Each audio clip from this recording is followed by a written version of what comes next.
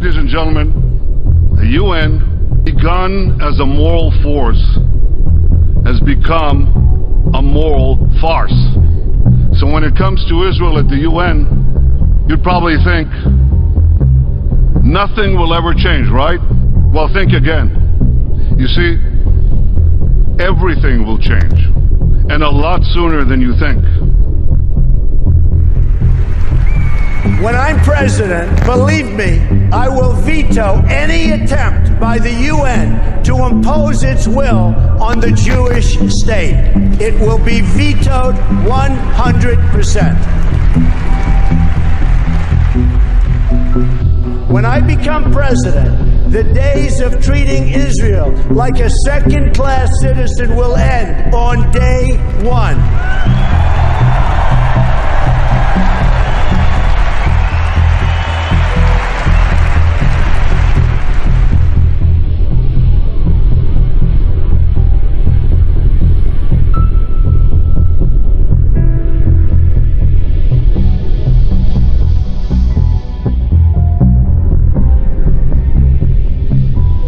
Stay with us for a few minutes to investigate the USS Liberty incident.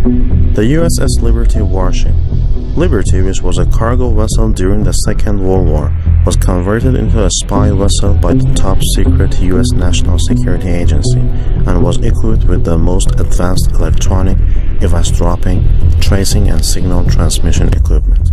Liberty was dispatched to the Sinai region to monitor the communications of countries involved in war during the Third War between Israel and Arab countries.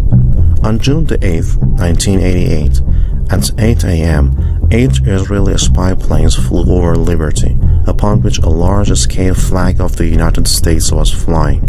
At 2 p.m., several fighter and bomber aircrafts of Mr. and Mirage 3 attacked the American vessel with missiles, napalm bombs, and guns. This air attack lasted for 20 minutes, and it was concentrated on electronic antennas and dishes of the vessel. Liberty burst into flames and tilted to one side. 34 crewmen died, and about 170, including the captain of the warship, Commander McGonigal, were severely injured. At 2:24, 3 Israeli boats attacked the vessel with torpedo missiles and opened fire with 20mm and 40mm guns. At 2:31, an Israeli torpedo hit the middle of the vessel, exactly on the spot on which the spy systems of signal transmission were installed. Another 25 crew members were killed as the result of this operation. Some of the wounded died out of injuries within few months after the attack. Israeli frigates equipped with artillery surrounded Liberty and started fire on the crew members. At 3:15, the order of abandoning the ship was commanded. The Israeli warships started fire on rescue boats full of crews and sank 2 boats. Exactly when the American sailors were being slaughtered, the questionable cancellation order of the rescue mission of aircraft carrier of the U.S. 6th Fleet was issued by the White House.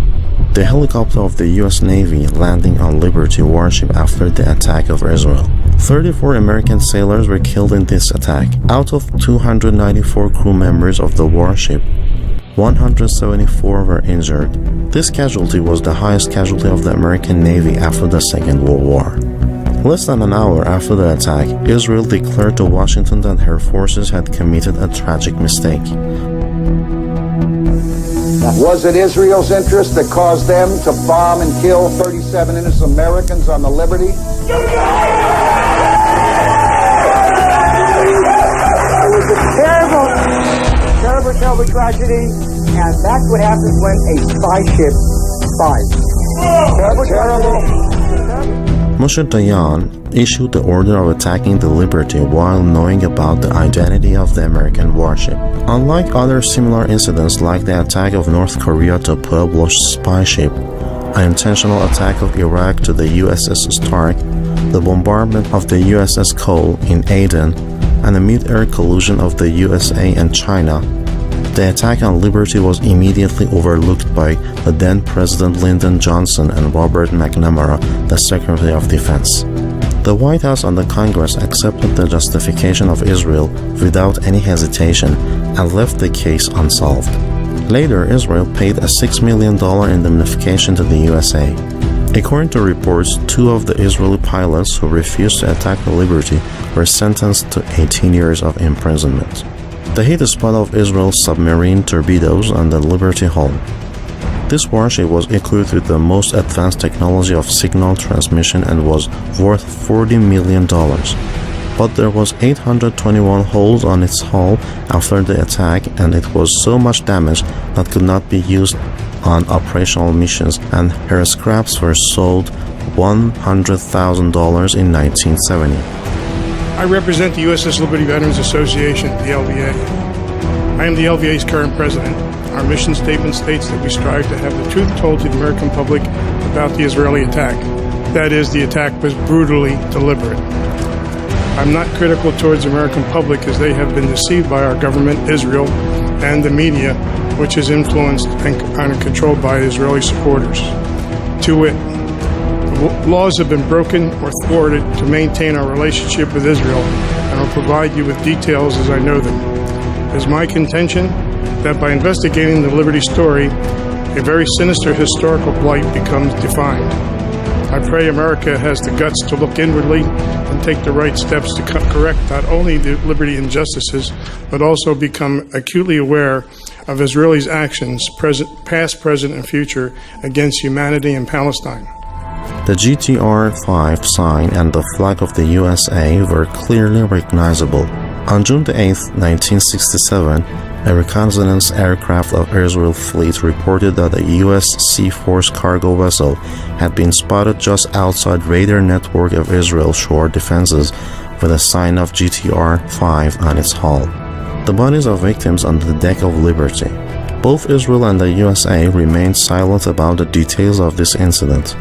Israel has always claimed that they mistook Liberty for one of the Egyptian vessels, and they thought that the warship was bombarding Israel forces fighting in the Sinai region, and none of their pilots observed the USA flag, taking out the victim bodies killed during the attack on Liberty. Admiral Thomas Moore. Anyone who cannot identify the Liberty will not tell the difference between the White House and the Washington Monument. The crew of the warship repaired the engine and radio equipment of the Liberty after the attack, and the warship sailed slowly to Malta. The most displeasing issue of the survivors was that their own government was concealing the incident. According to John Harakowski, one of the survivors, when they arrived in Malta, the crew were divided to small groups and were interrogated. Admiral Isaac Kidd warned the crew not to speak to anyone about the incident. He said this is confidential, and you should never discuss this with anyone, not even to your wives, never. If you do, you will be tried and will end your lives in prison or worse. The headline of one of the newspapers in the USA reads, Israeli torpedo U.S. Navy ship, 4 killed. American media, based on the concept of high-ranked politicians, tried to downplay the incident. Survivors' statements and published memories all reflect that the attack was completely knowing, with full power aiming to completely destroy the Liberty and all of her crew members. After the incident, the surviving crews were dispatched on missions in another warships to be under control, and so that the opportunity to speak about the Liberty would be taken from them. In 1975, the weekly newspaper of Spotlight started to publish some facts about the incident, which were collected from the statements of eyewitnesses. The wounded crew of the Liberty were taken care of in the bottom part of the ship. According to these statements, in the first part of the attack, the radar antennas and the equipment of the warship were targeted and the flag of the USA was destroyed. The crew immediately replaced another flag to show the US identity of the Liberty. But Israel's aim was to completely destroy the warship while knowing about her American identity. Then Israeli fighters and vessels set fire on the deck of the warship, and as a result, many crew members of the vessel, including the commander of the Liberty, were killed and many others were severely burnt. Then boats equipped with machine guns opened fire on the wounded. The operation style showed the aim of Israel. None of the passengers should survive. Hostile action of Israel and the inaction of the USA. Israel's behavior in attacking the American warship of Liberty is a clear example of hostile actions of one country against the citizens and interests of other countries. Israeli authorities clearly put the responsibility on the USA's shoulders, and General Yiftach Spector, the pilot of the first Israeli Mirage jet attacking the Liberty, expressly declared, "As far as I know, the mistake was of the USS Liberty being there in the first place." The USA's cover-up of the attack of Israel. Following the Israeli lies, the USA had a questionable and blameworthy behavior. U.S. Secretary of Defense Robert McNamara and President of the United States Lyndon Johnson agreed to declare mistake identity as the cause of incident. In 1976, the confidential report of the Congress concealed that the attack on Liberty was completely deliberate and knowing. Additionally, the report of an independent investigation committee declared the action of Israel as a hostile action. Captain Ward Boston, the head of the investigation committee, informed about the signing of an agreement between President Lyndon Johnson and Robert McNamara, the Secretary of Defense.